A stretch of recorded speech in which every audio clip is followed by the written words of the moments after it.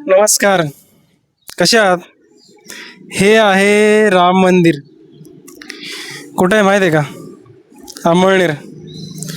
आज एका अशा मुद्द्यावर मला बोलायचं आहे तुमच्याशी.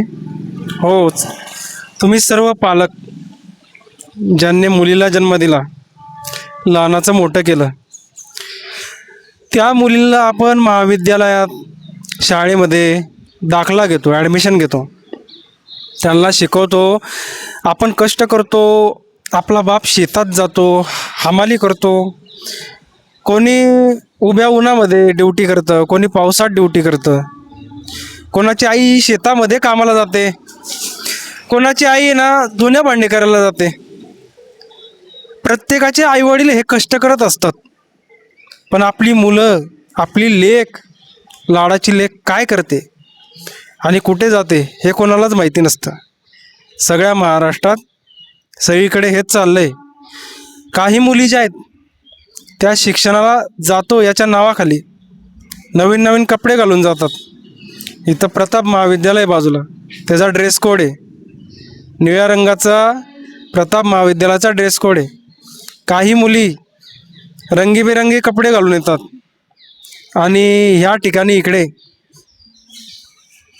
इकडे रस्त्याला, राम मंदिरात आणि भरपूर ठिकाणी बोलत बसतात मुलांशी. आपल्या आईवडिलांचा विश्वासघात करतात, अभ्यास करायचं सोडून देतात, नसतेच चाळे करतात. काय होतं माहीत आहे का परिणाम? मुलगी पळून जाते. तिला त्या पोरामध्ये प्रेम जास्त दिसतं आईवडिलांच्या प्रेमापेक्षा. काय होतं नंतर? Police station. मुलगी नाबालिक असली की घरी परत येते, पण ती बालिक असली तर अक्षरशः आई वडील त्या पोलीस स्टेशनमध्ये हातपाय जोडताना, मुलीच्या जिला जन्म दिला आपण तिच्या पाया पडताना बघितलेलं आहे. जिला जन्म देतो त्याने आपल्या पाया पडल्या पाहिजे, तर जो बाप, जी आई त्या पोरीला जन्म देते ना, तिच्या पाया पडायची वेळ येते पोलीस स्टेशनमध्ये. तर वेळीच पालकांनी जागा व्हायला पाहिजे. आपली पोरगी काय करते, कुठे जाते, तुम्हाला शेकडो व्हिडिओ दाखवू शकतो इथल्या काढून, पण एखाद्याची आई बहीण बदनाम होईल त्यासाठी आम्ही त्या पोरापोरींचा व्हिडिओ काढत नाही. आम्ही सांगत असतो, आई वडिलांनी तुमच्यासाठी कष्ट केले रे, जावा रे. का बरं आम्हाला लपडी नाही करता येत का?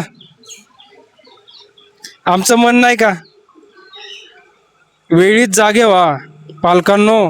प्रताप कॉलेज, महाविद्यालय, अंमळनेर, भरपूर ठिकाणी अशा तुमच्या पोरी काय काय करतात, कुठं कुठं जातात, लक्ष ठेवा. त्यांना विचारा, काय ग बाई कुठे आहेस, किती वेळ लागणार तुला कॉलेजवरून यायला, काय ग बाई कुठल्या विषयाला आहे तू, कुठला सर तुला शिकवतो, त्या सरांचा मोबाईल नंबर वगैरे घ्या, त्याची काळजी घ्या. एकदा की भारकन जर चिमणी उडून गेली ना, इज्जत तर जातेच, नंतर पाया पडायला लागता, कुठं जीव द्यायला जागा सुद्धा सापडत नाही. म्हणून वेळीच जागे व्हा. जय हिंद, जय महाराष्ट्र, जय जिजाऊ, जय शिवराय आणि जय छत्रपती संभाजीराजे.